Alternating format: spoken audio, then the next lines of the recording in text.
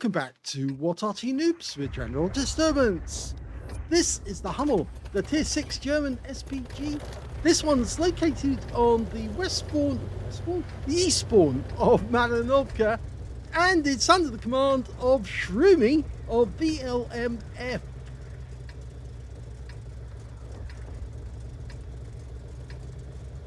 Game on.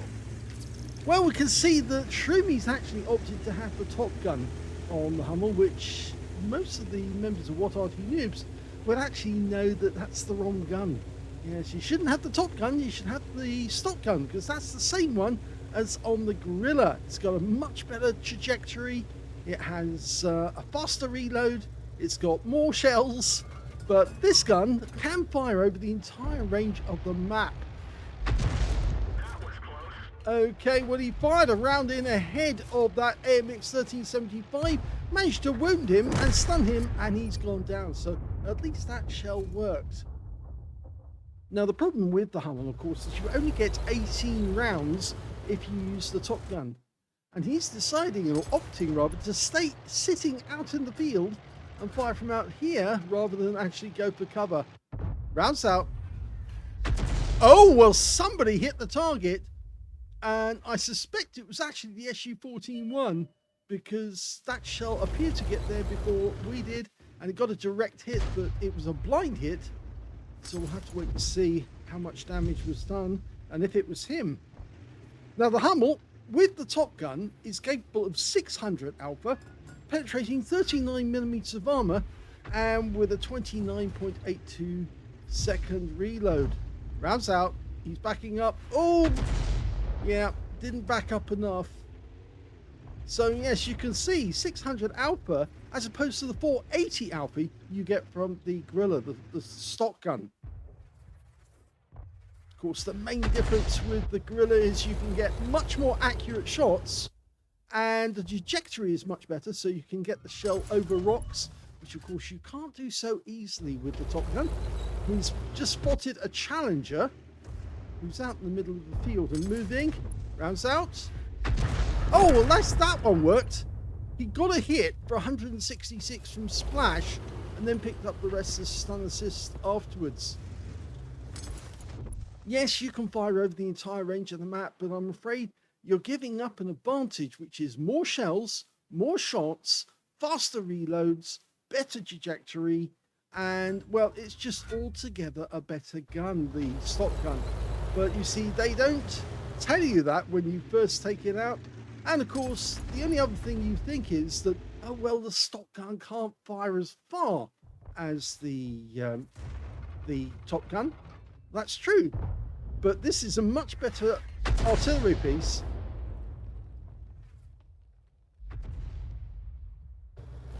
See, a lot of people, they find out when they start using the Hummel, they actually go for the top gun because they think, oh yes, the top gun must have the top gun because it's more damage. But actually you're paying for the accuracy, the number of shells. It just makes so much of a difference. And in fact, actually, it was other Unicum players who actually taught us that the stock gun is better. Frenzia was the first one to tell us. And from there on in, once we realized that he was completely correct, most good players will actually still use the stock gun. And if they need to get closer to the target, they'll just try to get within range. Okay, go for the Churchill 7 at the moment. But that guy's being very unpredictable, which is actually good because it means he's actually quite a good player. That's a direct hit. Even though it wasn't fully dialed in, he still got a direct hit on the KB3, and he went down, but I think he just lost his stun moments before the shell took him out. So we're going for the Churchill 7 again. That's the SU-14-1 on our team firing in. I think he's going to fix his tracks any second. Rounds out. Oh, it went long. Again, that's another reason to have the stock gun. Is the trajectory is just so much better because the shell comes in from above. It actually tends to land right on top of them. Over on the other side of the battlefield, we've got a staghound across the field, and he's now harassing an Excalibur who's trying to defend that side of the map. We just can't see the Excalibur at the moment because the staghound is holding back. He doesn't want to get wiped out that easily. It would probably be a good idea to start looking at the enemy vehicles, which are actually getting rather close, because yes, we might get spotted by that Cromwell when he pokes up in grid square F7. There's the Excalibur.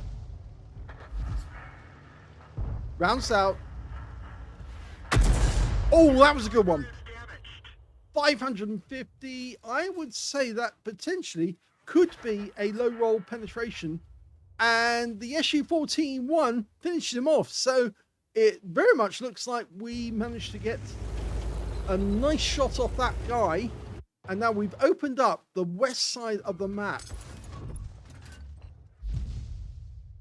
Now, the other good news is, of course, whilst we were looking at that shot, the enemy Cromwell actually got taken out of the game by one of our teammates. I think it was the SP-1C.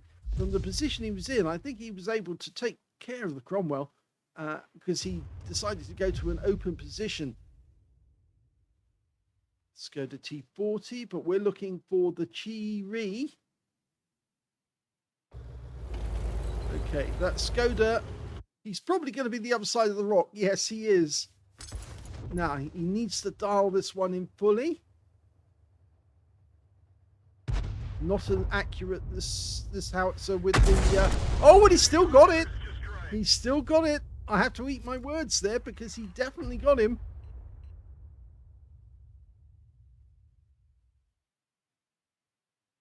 So we're 6 tanks up on the enemy. The enemy team must be panicking at this moment because they know that they're in trouble. There's supposedly an M4A3E2 Sherman Jumbo just the other side. Rounds out. No, he survived that. In fact, he's actually a rear end to us at the moment. That's the engine deck we're seeing next to our marker. See, the upper plate of the vehicle is actually the other way around. And I think he's looking at the Porlac, the Staghound, and the Panther. That's the SU-14-1. There's the shot, the kill shot from the Basotto. And now there's only 5 enemy left, including 2 Arty. Their Arty are a Hummel and a Lorraine 15550. And they just lost another one. They just lost the Chi-Ri. So all the enemy team's got now is a Chi-2 SP and M6. And their 2 Arty. There's the Chi-2. He's receiving a lot of fire from different directions. Rounds out.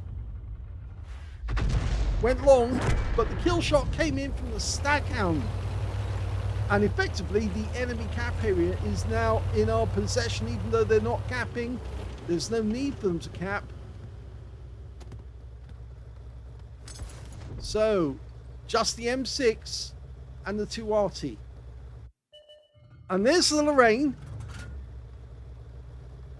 Now, is he going to go for the Lorraine? No, he's aiming north of the riverbank. He's actually going for the Hummel. Fully dialed in. The Hummel's gone.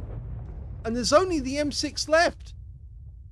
And, well, I suppose he should be north of the riverbank. So, yep, they're indicating they think he's in A4.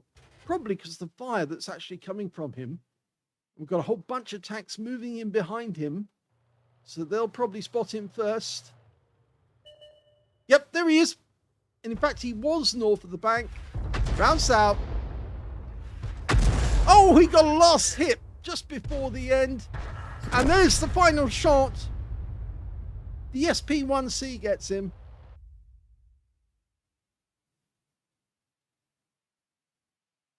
Here's the end of battle results. And that was the first ace tanker for Shroumy in the Hummel. So congratulations. Yes, you can see he's got the scrolls underneath. You only get that the first time. So he's done it. He's finally broken his duck. He's got an ace. But not only did he get the ace, he also got SPG-15 War Gods in a Hummel. So he actually finished his last mission required for one of the personal missions that he's doing in the Arty. So very well done in that. He also got a bruiser medal for getting at least 5 critical hits. In fact, he got 10. And he got a Confederate as well for hitting more of the enemy than anyone else on his team. At least 6 tanks subsequently taken out by other teammates. And his win 8 from that one was Super Unicum Standard 3,373. So let's have a look at the team score and see where he was. Well, the highest damage in that game went to the Basotto, who managed to get a high caliber for 3,112 hit points of damage. Second highest damage went to Shroumy in the Hummel. He got 2,064. And of course, he got the Confederate. And in third place, we can see that the highest scorer was the SU-14-1. Yes, the fellow Arty. He also got a Confederate, and he got 1,973 hit points. So 2 Arty players who were extremely good in that game. When it came to kills, we can see the high scorer was the T-29. He got 3 kills. The Basotto managed to get 2. So did the Staghound and the SP-1C. And the Staghound picked up a Leather Slaves medal. The Basotto picked up the high caliber. The T-29 got a steel wall in that game. And when it came to Shroumy, he only got 1 kill. So did the SU-14-1. So they were in joint third place. On the enemy team, only 5 players actually managed to get a kill at all in that game. So fairly poor behavior by them. Not poor behavior, poor skill. When it came to base XP, we can see the SU-14-1 did the best. He got 1,400 base XP. 1,022 went to the Basotto. 996 went to Shroumy in the Hummel. And of course, remember, the SU-14-1 is tier 7, and he was tier 6, and so was the Basotto, if I remember correctly. So, yes, even though the Basotto did the most damage in the game, but that Arty player was rather good. I must admit that he deserved to get that result. Let's have a look at the number of... Oh, I did do the number of kills, and we did the base XP, yes, because he's in third place. Let's have a look at detail. 13 shots fired, so about average. It was a good team, so obviously you weren't going to see a huge number of shells. 4 direct hits on the enemy, 2 penetrating shots, 9 splash. 2,064 hit points of damage, all of it at more than 300 meters. So can we tell which ones we penetrated in this game? Well, I'm looking down that list and I'm saying to myself, I think he might have penetrated the AMX 1375. No, that wasn't the one. How about the Skoda? Yes, the shell came straight down on top of him for 582 hit points, 1 penetrating shot. And the Chi 2? No, not the Chi 2. Looking at the other ones, the Challenger? No, not the Challenger either. Very unusual. Some of these are fairly heavy armor. The Excalibur turned out to be the one that the other one he penetrated. 550 output off that shot. So he also got damaged 8 of the enemy, killed 1, did 1,152 hit points of stun assist off 7 stuns. So combined damage of 3,100 or 3,200 actually, combined damage of 7 stuns, and that was enough for an ace tanker. On a free-to-play account, he actually made a profit of 42,996 credits, and he also took away 1,992 experience points as well. So a decent game. He actually put QB up there. I think he was expecting Quickie Baby would have a look at this replay. Well, probably not, because Quickie Baby only does Arty games for his replays on Halloweens or April Fools. More likely April Fools, actually, because he doesn't like Arty at all, and he's voiced that many times. But of course, we do like Arty, so therefore we would include such a replay. Okay, so I hope you enjoyed that replay. If you did, give it a like. Please do leave something down below because it feeds the algorithm. And thank you for watching.